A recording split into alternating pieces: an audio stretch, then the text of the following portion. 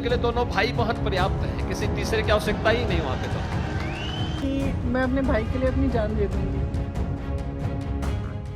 नमस्कार, मैं हूं आपके साथ रोहित। उत्तर प्रदेश के साथ साथ देवभूमि उत्तराखंड में भी धुआंधार चुनाव प्रचार कर रहे बीजेपी के फायर ब्रांड नेता योगी आदित्यनाथ एक तरफ जहां हिंदू और हिंदुत्व के नाम पर वोट मांग रहे हैं, तो वहीं दूसरी तरफ सपा के साथ साथ कांग्रेस पर भी जबरदस्त हमला बोल रहे हैं।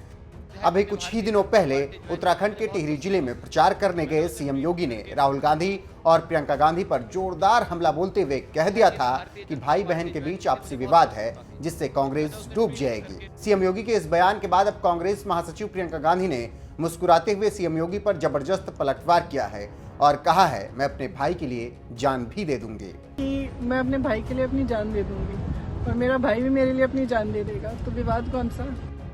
थोड़ा उसका वजूद था भी, वहां पे डुबोने के लिए दोनों भाई बहन पर्याप्त हैं, किसी तीसरे की आवश्यकता ही नहीं वहां पे तो। दरअसल शनिवार को सीएम योगी उत्तराखंड के टिहरी में बीजेपी के लिए चुनाव प्रचार करने के लिए गए हुए थे। इस दौरान उन्होंने कांग्रेस को डूबता जहाज बता दिया था और कहा था कि कांग्रेस देश भर में पूरी तरह से डूब चुकी है। जहां थोड़ा बहुत वजूद है, वहां पर डुबोने के लिए दोनों भाई बहन पर्याप्त है, किसी तीसरे की आवश्यकता ही नहीं है, इसीलिए उसको उसके हाल पर छोड़ देना चाहिए। कि कांग्रेस तो पूरे देश के अंदर डूब रही है और जहां थोड़ा उसका वजूद था भी, वहां पे डुबोने के लिए दोनों भाई बहन पर्याप्त हैं, किसी तीसरे की आवश्यकता ही नहीं वहां पे तो। तीसरे की आवश्यकता है ही नहीं, इसलिए आप लोग क्यों उस डूबते हुए जहाज में बैठे हुए हैं। डूबते हुए जहाज में नहीं बैठना चाहिए, उसको उसके हाल पे छोड़ देना चाहिए। कांग्रेस की सरकार के समय केदारनाथ धाम कैसे उजड़ गया था, किस प्रकार की स्थिति थी, और आज भव्य और दिव्य केदारनाथ धाम बन गया है फिर से। सीएम योगी ने चुनावी रैली में तो राहुल गांधी और प्रियंका गांधी पर जोरदार हमला बोला ही, साथ ही एक ट्वीट भी कर दिया कि भाई बहन के आपसी विवाद और वर्चस्व के कारण कांग्रेस डूब जाएगी। इशारों में राहुल प्रियंका पर जोरदार हमला बोल रहे सीएम योगी को जवाब देने की बारी अब कांग्रेस महासचिव प्रियंका गांधी की थी, जो पंजाब के कोटकपुरा में चुनाव प्रचार करने के लिए गई हुई थी। उन्होंने कोटकपुरा में से ही सीएम योगी को जवाब देते हुए कहा, योगी जी के मन में विवाद है, लगता है बीजेपी में जो विवाद है उसकी वजह से कह रहे हैं, जो उनके बीच मोदी जी और अमित शाह जी के बीच विवाद चल रहा है। रिएक्शन है कि मैं अपने भाई के लिए अपनी जान दे दूंगी और मेरा भाई भी मेरे लिए अपनी जान दे देगा, तो विवाद कौन सा। योगी जी के मन में विवाद है, लगता है भाजपा में जो विवाद है उसकी वजह से कह रहे हैं, जो उनके बीच और मोदी जी और अमित शाह जी के बीच में विवाद चल रहा है। आपको बता दें कि यूपी की रैली में तो सीएम योगी कांग्रेस पर कम ही हमलावर होते हैं, लेकिन उत्तराखंड में उन्होंने सीधे राहुल और प्रियंका को निशाने पर इसलिए ले लिया क्योंकि यहां मुख्य विपक्षी पार्टी कांग्रेस ही है। इससे पहले असम के मुख्यमंत्री हिमंत बिस्वा शर्मा भी जब उत्तराखंड चुनाव प्रचार के लिए आए थे, तो उन्होंने भी विवादित बयान देते हुए राहुल गांधी पर निजी हमला बोल दिया था और कहा था कि भाई आप किस पिता के बेटे हो, हमने कोई सबूत मांगा है क्या। आज आप ये लोग का मेंटेलिटी देखो, ये लोगों का मेंटेलिटी देखो। जनरल बिपिन रावत था हमारा उत्तराखंड की गौरव था, देश का गौरव था। उनका नेतृत्व में भारत ने पाकिस्तान में सर्जिकल स्ट्राइक किया। राहुल गांधी क्या बोला, भाई प्रूफ दो, प्रमाण दो। अरे भाई, आप कौन सा पिता का बेटा है, कभी हमने प्रूफ मांगा हो क्या? हमने कोई प्रूफ मांगा हो क्या? अरे मेरा सैनिक बल से, मेरा आर्मी से आपका प्रूफ मानने का आपको क्या अधिकार है? मेरा अगर आर्मी बोल दिया कि हमने पाकिस्तान में बम फुटाया तो फुटाया, उसमें क्या डिस्प्यूट है? उसमें दोबारा क्या बोलने का है? क्या आपका बिपिन रावत पर विश्वास नहीं है? आपका मेरा उत्तराखंड का जो बेटा आर्मी में नौकरी करता है, उनका ऊपर आपका क्या विश्वास नहीं है? जब वो बोल दिया कि हमने स्ट्राइक किया, सर्जिकल स्ट्राइक किया, हमने एयर स्ट्राइक किया, तब किया, और उसमें आपको क्यों प्रूफ चाहिए? मैंने कभी प्रूफ मांगा हो क्या आप सचमुच राजीव गांधी का बेटा है कि नहीं? मैंने कभी प्रूफ मांगा हो क्या आपसे? तो ऐसा आप सैनिकों का अपमान मत करो। देश बहुत ऊपर का चीज होता है, देश ऐसा नहीं होता है। लोग देश के लिए मरते हैं, लोग देश के लिए जीते हैं, लोग व्यक्ति के लिए नहीं जीते हैं। लोग बोलता है मेरे से देश ऊपर है, लोग बोलता है परिवार मुझसे ऊपर है, लोग बोलता है जननी जन्मभूमि स्वर्गादपि गरीयसी। असम के सीएम हेमंत बिस्वा शर्मा ने जहां राहुल गांधी पर निजी हमला बोला, तो वहीं सीएम योगी ने राहुल प्रियंका के बीच विवाद की बात बोलने के साथ ही जनता से अपील कर दी कि कांग्रेस डूबता जहाज है, वहां जाने से कोई फायदा नहीं होने वाला है। सीएम हेमंत और योगी ने जहां चुनावी रैली में कांग्रेस पर जोरदार हमला बोला, तो वहीं इससे पहले लोकसभा में पीएम मोदी ने भी कांग्रेस को जमकर लताड़ लगाई थी। आप भी सुनिए पीएम मोदी ने क्या कुछ कहा था। अगर आप जमीन से जुड़े हुए होते, अगर आप जनता के बीच में रहते होते, तो जरूर ये चीजें नजर आती, दिखाई देता।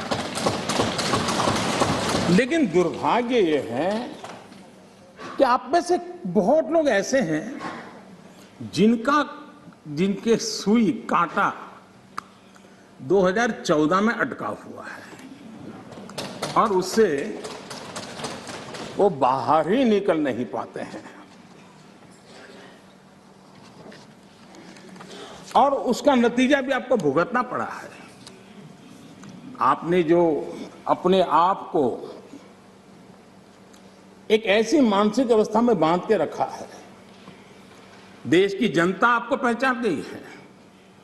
कुछ लोग पहले पहचान गए, कुछ लोग देर से पहचान रहे, और कुछ लोग आने वाले समय में पहचानने वाले हैं। अब देखिए, आप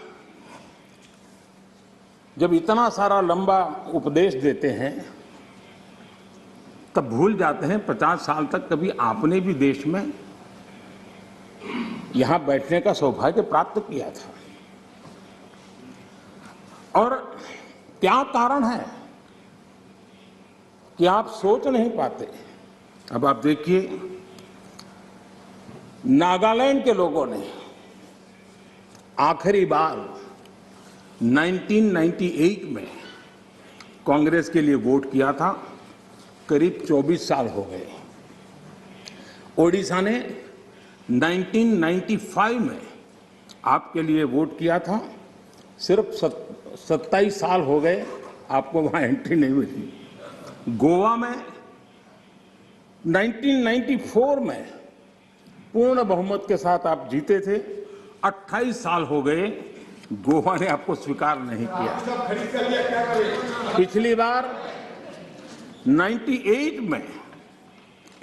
में त्रिपुरा में वहां की जनता ने वोट दिया था, करीब 34 साल पहले त्रिपुरा में। कांग्रेस का हाल है यूपी, बिहार और गुजरात। आखिर में 1985 में 1985 में करीब 37 साल पहले आपके लिए वोट किया था। पिछली बार पश्चिम बंगाल में वहां के लोगों ने 1972 में करीब 50 साल पहले आपको पसंद किया था। तमिलनाडु के लोगों ने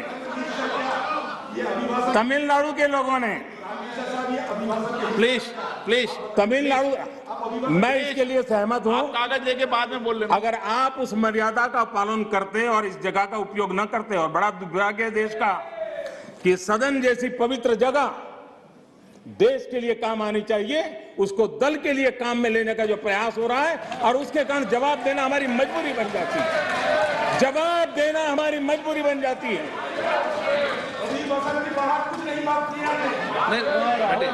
माननीय अध्यक्ष जी, तमिलनाडु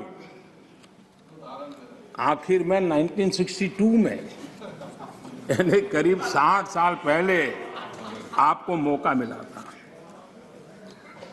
तेलंगाना बनाने का श्रेय लेते हैं, लेकिन तेलंगाना बनने के बाद भी वहां की जनता ने आपको स्वीकार नहीं किया। झारखंड का जन्म हुआ, 20 साल हो गए, पूर्ण रूप से कांग्रेस को स्वीकारते नहीं है, पिछले दरवाजे से वो घुसने का प्रयास करते हैं। माननीय अध्यक्ष जी, सवाल चुनाव नतीजों का नहीं है, सवाल उन लोगों की नीयत का है, उनकी नेक दिली का है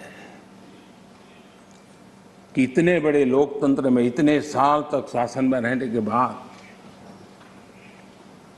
देश की जनता हमेशा हमेशा के लिए उनको क्यों नकार रही है। और जहां भी ठीक से लोगों ने राह पकड़ ली, दोबारा आपको प्रवेश करने नहीं दिया है। इतना सारा होने के बावजूद भी हम तो एक चुनाव हार जाए ना, महीनों तक न जाने इकोसिस्टम क्या क्या करती है। इतना सारा पराजय होने के बावजूद भी न आपका अहंकार जाता है, न आपकी इकोसिस्टम आपके अहंकार को जाने देती है।